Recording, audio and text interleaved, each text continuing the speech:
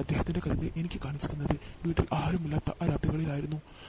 ഇത്രയും കരുത്തുള്ള ആ മനുഷ്യൻ എൻ്റെ മുന്നിൽ അങ്ങനെ വന്നു നിന്നപ്പോൾ എനിക്ക് താങ്ങാൻ കഴിഞ്ഞില്ല. എൻ്റെ പിടിവിട്ടതുപോലെയായിരുന്നു. പിന്നെ തേനൊലിച്ചതും പൂവൊലിച്ചതുമൊന്നും ഞാൻ അറിയാതെയായിരുന്നു. പക്ഷേ അതെല്ലാം കുടിക്കാൻ എൻ്റെ അമ്മായിച്ചനുള്ളതുകൊണ്ട് ഞാൻ സുഖമായി ഉറങ്ങി. എൻ്റെ പേര് ലക്ഷ്മി. ലക്ഷ്മി എന്ന് എല്ലാവരും വിളിക്കും. വയസ്സ് 23. ഒരു പാവനത്തുകാരി പെണ്ണാണ് ഞാൻ. മലപ്പുറം ജില്ലയിലെ ഒരു ചെറിയ ഗ്രാമത്തിൽ ഒരു സാധാ മിഡിൽ ക്ലാസ് ഫാമിലിയിൽ ജനനം.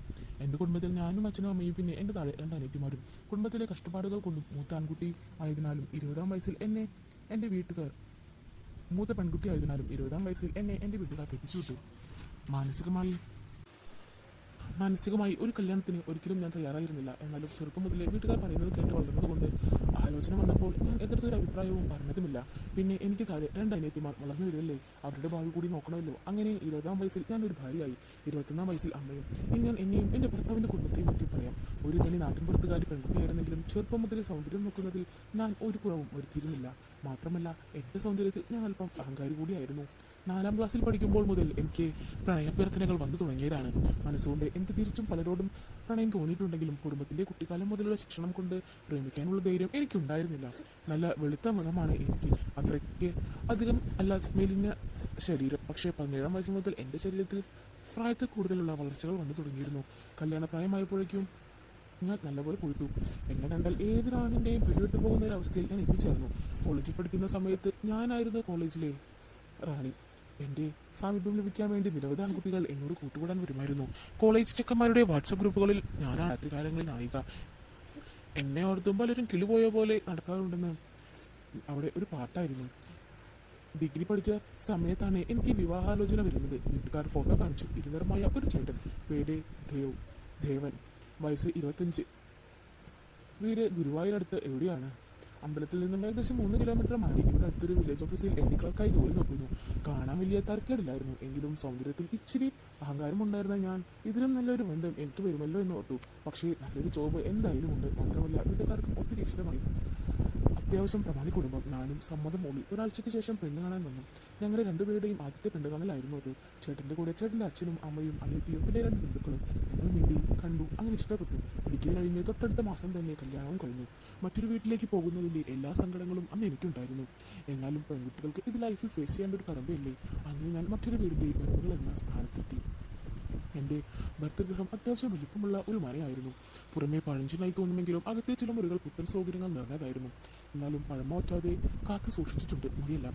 20 വയസ്സിൻ്റെ പക്വതക്കുറവ് എനിക്കുണ്ടായിരുന്നു. എന്നാൽ ദേവേടനെ എൻ്റെ അത്ര പോലുമില്ല എന്ന് എനിക്ക് കല്യാണം കഴിഞ്ഞ് കുറഞ്ഞ നാളുകളിൽ മനസ്സിലായി. ഭർത്തൃ വീട്ടിൽ കാര്യങ്ങളെല്ലാം തീരുമാനിക്കുന്ന അമ്മായച്ചനാണ്. അച്ഛൻ്റെ പേര് ശ്രീധരൻ. നാട്ടിലെ ഒരു പ്രമാണി, ഒരു ആചാരബാഹു. 67 വയസ്സ്. എന്ത് കാര്യത്തിനും അവസാന വാക്ക് അദ്ദേഹത്തിനുമായിരുന്നു. മാത്രമല്ല നാട്ടിലെല്ലാവർക്കും അദ്ദേഹത്തെ നല്ല ഭയവും ബഹുമാനവുമായിരുന്നു. കുടുംബത്തിലെ കാര്യം പിന്നെ പറയേണ്ട കാര്യമില്ലല്ലോ. എനിക്കും അമ്മായച്ചനെ പേടിയായിരുന്നു. അമ്മായച്ചൻ്റെ മുന്നിൽ നിൽക്കാൻ പോലും ഞാൻ ഭയപ്പെട്ടിരുന്നു. പക്ഷേ എന്നോട് ഇതുവരെ മോശമായി ഒരു പ്രവൃത്തിയും അമ്മായച്ചൻ്റെ ഭാഗത്ത് നിന്ന് ഉണ്ടായിട്ടില്ല. അമ്മായിമ്മയ്ക്കും അച്ഛൻ എന്നാൽ ജീവനായിരുന്നു. പിന്നെ ദേവേട്ടനും എൻ്റെ ജീവനാട്ടോ. രാത്രികാലങ്ങളിൽ ആ കാര്യത്തിൽ ദേവേട്ടൻ ഒരു കുറവും വരുത്തിയില്ല. പക്ഷേ പുള്ളിയുടെ സുഖം മാത്രമേ പുള്ളി നോക്കാറുള്ളൂ എന്ന് മാത്രം. എനിക്ക് സംതൃപ്തിയാവുന്നതിന് മുന്നേ എല്ലാം നിർത്തും. എന്നാലും എന്നും എന്നെ പരിഗണിക്കുന്നുണ്ടല്ലോ, അതുകൊണ്ട് ഞാൻ പരിഭവമൊന്നും കാട്ടാറില്ല. മാനസികമായും ശാരീരികമായും നല്ല രീതിയിൽ തന്നെ ഞങ്ങളുടെ ജീവിതം മുന്നോട്ട് പോയിക്കൊണ്ടിരുന്നു. ഭർത്തൃ വീട്ടിൽ പോലും സ്വന്തം മകളെ പോലെ തന്നെ എന്നെ എല്ലാവരും നോക്കുന്നു. ഇതിൽ പരം എന്ത് ഭാഗ്യം വേണം. 21-ാം വയസ്സിൽ ഞാനൊരു അമ്മയായി. ഒരു മകനുണ്ടായി. അയ്യോ, എൻ്റെ അമ്മായിമ്മ, അവരുടെ പേര് പറയാൻ വിട്ടു. സുജാത. 55 വയസ്സുണ്ട് അവർക്ക്. ഭർത്താവിൻ്റെ അനിയത്തി, അതായത് എൻ്റെ നാട്ടിൽ ദേവിക, 21 വയസ്സ്. വളരെ സന്തോഷപൂർവ്വം എൻ്റെ കുടുംബജീവിതം മുന്നോട്ട് പോകുന്നു. ഭർത്താവിൻ്റെ അനിയത്തി ദേവിക്ക് കല്യാണപ്രായമായി. നല്ല നല്ല ആലോചനകളും വന്നു തുടങ്ങി. ഒടുവിൽ നല്ലൊരു ബന്ധം ലഭിച്ചു. ഗൾഫിൽ ജോലി ചെയ്യുന്ന ചെക്കനാണ്. തിരക്കില്ലാത്ത കുടുംബം. പെണ്ണാണെങ്കിൽ ഡിഗ്രിയും തോറ്റു പുറന്നറിഞ്ഞത് 1 മാസം മുന്നേ കോളേജിലെ ഏതോ ചെക്കനുമായി ബീച്ചിലോ മറ്റോ കറങ്ങാൻ പോയി. ചേട്ടൻ്റെ കൂട്ടുകാരൻ അത് കണ്ടു. 2 പേർ കല്ലോടെ കുടിച്ചു. അതിനാൽ അധികം വൈകാതെ തന്നെ പെണ്ണിനെ കെട്ടിച്ചുവിടാമെന്ന അവസ്ഥയായി. പെണ്ണ് കാണലും നിശ്ചയവും എല്ലാം ഷടപടയെന്നായിരുന്നു. അങ്ങനെ കല്യാണത്തിൻ്റെ ദിനങ്ങളായി. നാളെയാണ് താലികെട്ട്. കുടുംബത്തെ ഏക മരുമോളല്ലേ. കുടുംബത്തിലൊരു കല്യാണം വരുമ്പോൾ അറിയാമല്ലോ, തിരക്ക് 20 പണി. ദേവേട്ടൻ ബന്ധുക്കളെ സൽക്കരിക്കുന്ന തിരക്കിൽ. അമ്മായിമ്മ അടുക്കളയിൽ. എൻ്റെ വീട്ടിൽ നിന്ന് അച്ഛനും അമ്മയും അനിയത്തിമാരും വന്നിട്ടുണ്ട്. അവൾമാരുള്ളത് കൊണ്ട് കൊച്ചിനെ നോക്കുന്നതിൽ നിന്നും ആശ്വാസം ലഭിച്ചു. ഞാനാണെങ്കിൽ ആകെ ക്ഷീണിച്ചു. 2 ദിവസമായി ഉള്ള പണിയാണ്. എന്ത് ചെയ്യാനാ, വേഗമൊന്ന് കഴിഞ്ഞു കിട്ടിയാൽ മതിയെന്നായി ചിന്ത. മൈലഞ്ചിടലും പാട്ടും കളികളും ബടായി പറച്ചിലും മറ്റുമായി എല്ലാവരും അടിച്ചു പൊളിച്ചു. ആഘോഷിക്കുമ്പോൾ ഞാനവിടെ ഓരോരോ പണിയുമായി കഷ്ടപ്പെടുന്നു. അങ്ങനെ തലേദിവസത്തെ പരിപാടികളെല്ലാം കഴിഞ്ഞു. രാത്രിയായി. അപ്പോഴാണ് വലിയൊരു പ്രശ്നം. എല്ലാവരും വീട് കിടക്കും. നല്ലൊരു കൂട്ടം ആൾക്കാർ വീട്ടിലുണ്ട്. ഒടുവിൽ അമ്മായച്ചൻ തന്നെ എല്ലാത്തിനും ഒരു തീരുമാനമുണ്ടാക്കി.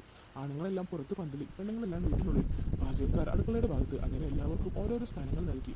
എന്നോട് കുട്ടിയുള്ളതല്ലേ അകത്ത് കിടന്നോളാൻ പറഞ്ഞു. പക്ഷേ അമ്മായിയമ്മയോട് കിടന്നോളാൻ പറഞ്ഞത് വീടിനോട് ചേർന്നുള്ള ചായപ്പിലായിരുന്നു. എനിക്കത് കേട്ടിട്ട് ഒത്തിരി അത്ഭുതം തോന്നി. കല്യാണത്തിലെ മകളുടെ കൂടെ അമ്മയല്ലേ ഉണ്ടാവേണ്ടത്? ആ അമ്മ ഒറ്റയ്ക്ക് ചായപ്പിലോ? കല്യാണത്തിന് വേണ്ട സാധനങ്ങളും മറ്റുമായി ഒരാൾക്ക് കഷ്ടി കിടക്കാനുള്ള സ്ഥലമേ അവിടെയുള്ളൂ. അവിടെ എന്തിന്? എനിക്കത് വളരെയധികം മോശമായി തോന്നി. ഞാൻ ദേവത്തോട് കാര്യം പറഞ്ഞു. അമ്മയെ ദേവിയുടെ റൂമിലോട്ട് വിട്ടിട്ട് ഞാൻ അവിടെ കിടന്നോളാമെന്ന് പറഞ്ഞു. ദേവേട്ടൻ പാതി മനസ്സോടെ സമ്മതിച്ചു. ആ മുഖത്ത് ഒരു സങ്കടം മയിലിക്കുന്നത് ഞാൻ ശ്രദ്ധിച്ചു. എന്നും കിട്ടുന്നത് ഒന്നും കിട്ടില്ല എന്നതിൻ്റെ നിരാശയായിരുന്നു അത്. ഞാൻ പതുക്കെ ചെവിയിൽ പറഞ്ഞു, എൻ്റെ ദേവട്ട ഒരു ദിവസം ക്ഷമിക്കണേ. ജീവിതകാലം മുഴുവൻ ഇത് മുഴുവൻ എൻ്റെ ദേവേട്ടനുള്ളതല്ലേ, ഒരു ദിവസം ക്ഷമിക്കേ. ദേവേട്ടൻ ചെറുതായി ഒന്ന് മൂളി നിരാശനായി പുറത്തേക്ക് പോയി. എനിക്കും ചെറിയ സങ്കടം ഇല്ലാതിരുന്നില്ല. അങ്ങനെ ഞാൻ ആ നിരാശയോടെ കുളിക്കാൻ പോയി ചെറുതായി ഒന്ന് മേല് കഴുകി. അങ്ങനെ എല്ലാവരും കിടക്കുവാൻ തുടങ്ങിയിരുന്നു. സമയം ഏകദേശം രാത്രി 11:30 ഞാൻ വിരിക്കാൻ വേണ്ടി പഴയിട്ട് തുണിയുമെടുത്ത് ചായപ്പിൽ വന്ന് കിടന്നു. കൊച്ച് അനിയത്തിമാരുടെ കൂടെ കിടന്നതുകൊണ്ട് പകുതി ആശ്വാസമായി. ചായപ്പിൽ ഒട്ടും വെളിച്ചമില്ല. അടുക്കളയിലെ ലൈറ്റ് ഇട്ടാൽ ചെറിയ വെട്ടം ഉള്ളിൽ വരും. മഴക്കാലമായതുകൊണ്ട് ചൂടിന് ചെറിയ ആശ്വാസമുണ്ട്. വന്ന വഴി അങ്ങനെ കിടന്നു. ലൈറ്റെല്ലാം മണത്തി ക്ഷീണം കാരണം കണ്ണടച്ചതേ ഓർമ്മയുള്ളൂ. അങ്ങനെ അന്നത്തെ രാത്രി ആ ചായപ്പിൽ ഞാൻ എങ്ങനെയോ കഴിച്ചു കൂട്ടി. എനിക്ക് അപ്പോൾ പേടിയുണ്ടായിരുന്നു. പിന്നെ നല്ല ക്ഷീണമുണ്ടതുകൊണ്ട് തന്നെ പെട്ടെന്ന് തന്നെ ഉറങ്ങിപ്പോയി. പിന്നെ സംഭവിച്ചൊന്നും ഞാൻ അറിഞ്ഞതേയില്ല. എന്തൊക്കെയോ ഒരു ഭാരം ശരീരത്തിൽ കയറിയ പോലെ എനിക്ക് തോന്നി. പക്ഷേ എൻ്റെ ക്ഷീണം കൊണ്ടായിരിക്കുമെന്ന് കരുതി ഞാൻ ശ്രദ്ധിക്കാനേ പോയില്ല. പിന്നെ കാലത്ത് നീട്ടുമ്പോൾ നല്ല ക്ഷീണം ഉണ്ടായിരുന്നു. പക്ഷേ ഒരു ഫ്രഷ്നസ്സും ഉണ്ടായിരുന്നു. മേലാകെ വേദനയും തോന്നി. എന്നാലും കല്യാണത്തിൻ്റെ തിരക്കുള്ളതുകൊണ്ട് പിന്നെ അതൊന്നും ശ്രദ്ധിച്ചില്ല. വേഗം തന്നെ കുളിച്ച് ഡ്രസ്സ് മാറി കുട്ടികളെയും എല്ലാവരും നേരെയാക്കി കല്യാണത്തിന് ഇറങ്ങി. കെട്ടും പരിപാടികളും ആഘോഷങ്ങളും ഡാൻസും പാട്ടും എല്ലാവരുമായി തകർത്തടിച്ചു എന്ന് തന്നെ പറയാം. അങ്ങനെ ആ കല്യാണം ആഘോഷമാക്കി. പക്ഷേ പിന്നീടായിരുന്നു ജീവിതത്തിലുണ്ടായ മാറ്റങ്ങളൊക്കെ നടന്നത്. അങ്ങനെ കല്യാണം വളരെ നന്നായി തന്നെ നടന്നു.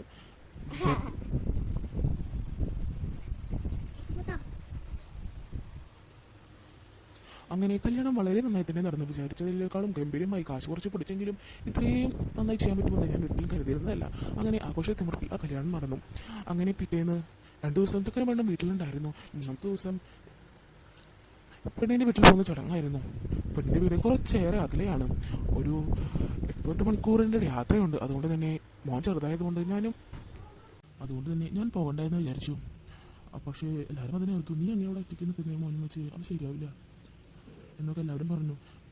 പക്ഷേ മോനെ വെച്ച് യാത്ര തീരെ ബുദ്ധിമുട്ടായിരുന്നു. കാരണം മോനെ ചെറിയ പനിക്കോളും എല്ലാം ഉണ്ടായിരുന്നു. അതുകൊണ്ട് യാത്രയിൽ നമുക്ക് കരച്ചിൽ ബഹളമാവും, പിന്നെ ഭയങ്കര ബുദ്ധിമുട്ടാവും എന്നൊക്കെ ഞാൻ പറഞ്ഞു. അപ്പോഴാണ് അമ്മായച്ചൻ പറയുന്നത്, മോളെ ഞാനും പോകുന്നില്ല, എനിക്കും തീരെ വയ്യ, വല്ലാത്ത ക്ഷീണം തോന്നുന്നുണ്ട്, എനിക്കും വല്ലാതെ മേൽക്കാഴ്ച പോലെ എനിക്കാനുള്ള ചാൻസ് എന്തായാലും ഉണ്ട്. അതുകൊണ്ട് മോളുടെ കൂടെ ഞാനിവിടെ ഇരുന്നോളാം, നിങ്ങളെല്ലാവരും കൂടി പോയിട്ട് വാ. ആണോ? അച്ഛനോട് ഉണ്ടെങ്കിൽ പിന്നെ കുഴപ്പമില്ല, നീ എന്നാൽ അവിടെ ഇരുന്നോ, മോളെ കുട്ടി കൊണ്ട് ഇതാക്കാൻ നിൽക്കണ്ട. ആ ശരി ചേട്ടാ, നിങ്ങളെല്ലാവരും പോയിട്ട് വരും. അങ്ങനെ കാലത്ത് തന്നെ എല്ലാവരും റെഡിയായി ബസ്സിൽ കയറി. എല്ലാവരും യാത്ര പറഞ്ഞു. ഞങ്ങൾ വീട്ടിലേക്ക് കയറി. അപ്പോഴേക്കും മോൻ ഉറങ്ങിയിരുന്നു. അങ്ങനെ മോനെ കൊണ്ടേക്ക് എടുത്തി ഞാൻ അച്ഛനോട് പറഞ്ഞു, അച്ഛാ ഞാൻ മോനെ കിടത്തിയിട്ട് ഭക്ഷണം റെഡിയാക്കാം. അച്ഛനോടെ കിടന്നുള്ളൂ വയ്യെങ്കിൽ ചൂടോളം വെച്ച് തരട്ടെ. ഒന്ന് വേണ്ട മോളെ, ഇപ്പോൾ തൽക്കാലം ഒന്നും വേണ്ട, നീ കുറച്ച് കഞ്ഞിയും ചമ്മന്തി അരച്ചാൽ മതി, വേറെ ഒന്നും പ്രത്യേകിച്ചൊന്നും ഉണ്ടാക്കാൻ നിൽക്കണ്ട. ആ ശരി അച്ഛാ. അങ്ങനെ ഞാൻ കഞ്ഞി റെഡിയാക്കി. ചമ്മന്തി അരയ്ക്കാൻ നോക്കിയപ്പോഴാണ് തേങ്ങ പൊതിച്ചിട്ടുണ്ടായിരുന്നില്ല. അയ്യോ, എനിക്കാണെങ്കിൽ തേങ്ങ പൊതിക്കാൻ വശവുമില്ല. അച്ഛനാണ് ഇവിടെയുള്ള കാര്യങ്ങളെല്ലാം ചെയ്യാറ്. അങ്ങനെ ഈ വയ്യത്തപ്പോൾ അച്ഛനോട് എങ്ങനെ പറയും? അങ്ങനെ ഞാൻ തന്നെ പൊതിക്കാമെന്ന് കരുതി ഞാൻ ശ്രമിച്ചു നോക്കിയപ്പോൾ എന്നെക്കൊണ്ട് ഒറ്റയ്ക്ക് പറ്റുന്നില്ല. അപ്പോഴേക്കും അച്ഛൻ അങ്ങോട്ടെത്തി. മോളെ തേങ്ങ പൊതിച്ച് ഇരിപ്പുണ്ടോ? അയ്യോ ഇല്ല അച്ഛാ. അച്ഛന് വയ്യാത്തതുകൊണ്ട് ഞാൻ പിന്നെ വന്ന് പറയാഞ്ഞത്. അത് സാരില്ല മോളെ, ഇങ്ങോട്ട് താ, ഞാൻ പൊതിച്ചു തരാം. അച്ഛാ അത് കുഴപ്പമില്ല മോളെ, ഞാൻ പൊതിക്കാന്ന് പറഞ്ഞില്ലേ. അങ്ങനെ അച്ഛൻ ആ 2 മുഴുത്ത തേങ്ങകൾ എനിക്ക് പൊതിച്ചു തന്നു. അങ്ങനെ ഞാനത് വാങ്ങിക്കൊണ്ടുപോയി ചിരകി നല്ല പച്ചമുളകും പുളിയും ഒക്കെ ഇട്ട് നല്ല മാങ്ങയും ഒക്കെ ഇട്ട് നല്ല ചമ്മന്തി ഉണ്ടാക്കി. അങ്ങനെ ഞാനും അച്ഛനും കൂടി ആ കഞ്ഞിയും മാങ്ങ ചമ്മന്തിയും കൂട്ടി നല്ലപോലെ കഞ്ഞി കുടിച്ചു. നല്ല സുഖം തോന്നി എനിക്ക്. മോനെപ്പോഴും നല്ല ഉറക്കമായിരുന്നു. അങ്ങനെ കഞ്ഞിയെല്ലാം കുടിച്ച് ഞാൻ കുറച്ച് നേരം കിടക്കട്ടെ മോളെ എന്ന് പറഞ്ഞ് അച്ഛൻ അകത്തേക്ക് നടക്കുമായിരുന്നു. പെട്ടെന്നായിരുന്നു അത് സംഭവിച്ചത്. അച്ഛൻ മോളെ തല കറങ്ങുന്നു എന്ന് പറഞ്ഞത് എനിക്ക് ഓർമ്മയുള്ളൂ. അച്ഛൻ വീഴാൻ പോയതും ഞാൻ വേഗം ഓടിച്ചെന്ന് പിടിച്ചു. ഭാഗ്യത്തിന് വീണില്ല, എൻ്റെ മടിയിലേക്ക് കിടക്കുകയായിരുന്നു. അച്ഛനെ പൊക്കിക്കൊണ്ടുപോകാനുള്ള ശക്തി എനിക്ക് ഉണ്ടായിരുന്നില്ല. അതുകൊണ്ട് ഞാൻ അവിടെ തന്നെ അച്ഛനെ കിടത്തി. എന്നിട്ട് വേഗം പോയി ഒഴിക്കുമ്പോൾ അച്ഛൻ്റെ ബോധം മറന്നിരുന്നു. അതുകൊണ്ട് ഞാൻ വേഗം പോയി അടുക്കളയിൽ ചെന്ന് വെള്ളം എടുത്തുനിന്ന് അച്ഛനെ മുഖത്തേക്ക് തെളിച്ചു. അപ്പോഴാണ് അച്ഛനെ ബോധം വന്നത്. എന്താണെന്ന് അറിയില്ല മോളെ, പെട്ടെന്ന് തലകറങ്ങിയതുപോലെ തോന്നി. സാരമില്ല അച്ഛാ, ഞാൻ പനിയുടെ ഗുളിക ഒരെണ്ണം തരാം, അതുപോലെ പനിക്കുന്നുണ്ട് ഇപ്പോൾ, അതുകൊണ്ടായിരിക്കും. അങ്ങനെ ഞാൻ അപ്പോൾ തന്നെ ഒരു പനിയുടെ ഗുളിക എടുത്ത് അച്ഛനെ കൊടുത്തു. ശേഷം അച്ഛൻ പതിയെ എനിക്കാൻ നോക്കി. ഞാൻ അച്ഛനെ സഹായിച്ചു. ഞാൻ പതിയെ പൊക്കി പിടിച്ചു. അച്ഛൻ പതിയെ എൻ്റെ കയ്യിൽ പിടിച്ച് നടന്നു. ശേഷം അച്ഛനെ കട്ടിലിൽ കിടത്തി. അങ്ങനെ ഞാൻ എൻ്റെ അമ്മായിച്ചനെ നല്ലപോലെ തന്നെ ശുശ്രൂഷിച്ചു. അപ്പോഴാണ് അവർ വിളിക്കുന്നത്. നോക്കിയപ്പോൾ പറയുന്നത് അവിടെ ഹർത്താലാണത്ര, ഇനി 2 ദിവസം കഴിഞ്ഞിട്ട് അവിടെ നിന്ന് പോരാൻ പറ്റുള്ളൂ എന്ന്. ആകെ കഷ്ടത്തിലായി. എന്തായാലും അങ്ങനെ കഴിച്ച് നീക്കിയാലേ പറ്റുള്ളൂ. അങ്ങനെ അമ്മായിച്ചനാണെങ്കിൽ ഞാൻ പനിയുടെ മരുന്ന് കൊടുത്തതുകൊണ്ട് ആൾക്ക് പനി കുറച്ച് കുറവുണ്ട്. പതിയെ ആൾ പുറത്തേക്ക് ഇറങ്ങാൻ തുടങ്ങി. പറമ്പിലൊക്കെ ഇറങ്ങാൻ തുടങ്ങി. ഞാൻ പറഞ്ഞു, അച്ഛാ പനി കുറയുന്നതല്ലേ ഉള്ളൂ, അകത്ത് വന്നിരിക്കച്ചാ, ഇങ്ങനെ കറങ്ങി നടക്കണ്ട, വയ്യാതെ കോഴികളുള്ളൂ. ഒന്നുമില്ല മോളെ, കുഴപ്പമൊന്നുമില്ല, നല്ലപോലെ കുറവുണ്ട്, വെറുതെ ഇങ്ങനെ ഇരിക്കുമ്പോൾ വല്ലാത്ത ക്ഷീണം തോന്നാം, അതുകൊണ്ടാണ്. ശരി അച്ഛാ. അങ്ങനെ രാത്രിയിലെ അത്താഴത്തൊക്കെ ഞാൻ റെഡിയാക്കി. പക്ഷേ ഞാനും അച്ഛനും കൂടി കഞ്ഞി തന്നെയായിരുന്നു, അതെല്ലാം കുടിച്ചു. രാത്രി കിടക്കാൻ പോയി.